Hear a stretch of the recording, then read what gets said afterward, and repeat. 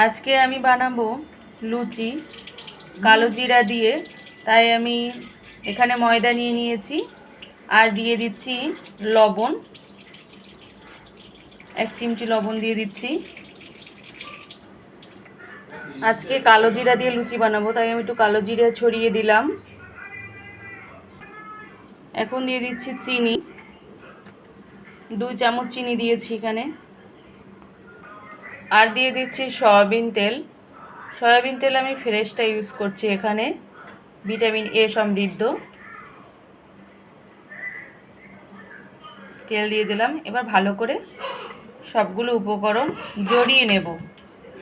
সবগুলো উপকরণ আমি ভালো করে মিশিয়ে নিয়েছি। এখন এর ভিতরে আমি জল দিয়ে দেব। জল দিয়ে ভালো করে মেখে নিব। জল দিয়ে দিয়েছি, এখন আমি ভালো করে মেখে নিচ্ছি। এটা হাতের সাহায্যে ভালো করে মেখে নিতে হবে। এই যে আমার ভালো করে আমি ময়দাটা মেখে নিয়েছি। এখন আমি লুচি বানিয়ে নেব। আমি 10 মিনিটের মতো রেখে দিয়েছি মেখে। এখন আমি লুচিগুলো বেলে নিব।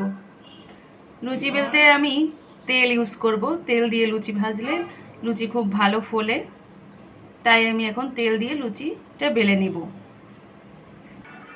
এখন আর একটু ভালো করে মেখে নিচ্ছি। আমি লেচিটা কেটে নিয়েছি আর এখন এতে দিয়ে দিচ্ছি সয়াবিন তেল। অনেকে ঘি দিয়েও বেলে নিতে পারেন, তা আমি সয়াবিন তেল ইউজ করছি এখন। এবার ভালো করে এটা বেলে নিব।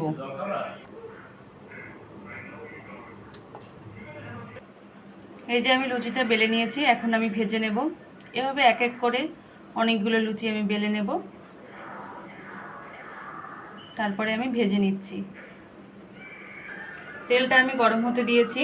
এখন আমি আরও একটা লুচি ভেজে নিলাম, বানিয়ে নিলাম। লুচিটা যদি তেল দিয়ে ভাজা হয় তাহলে ভালো করে ফুলবে, যদি আমি তেল দিয়ে বেলে থাকি। এই যে আমি লুচিটা তেল দিয়ে বেলেছি, যার কারণে আমার তেলও কম লাগবে আর লুচিটাও পুড়ে যাবে না। তেল দিয়ে বেলার অনেক ভালো দিক আছে। দিয়ে দিয়েছি আমি তেলে লুচিটা। এই যে আমার লুচিগুলো সব ফুলে ফুলে উঠছে। এভাবে এক এক করে আমি সবগুলো লুচি বেলে নেব।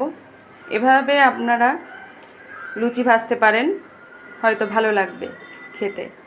ধন্যবাদ সবাইকে।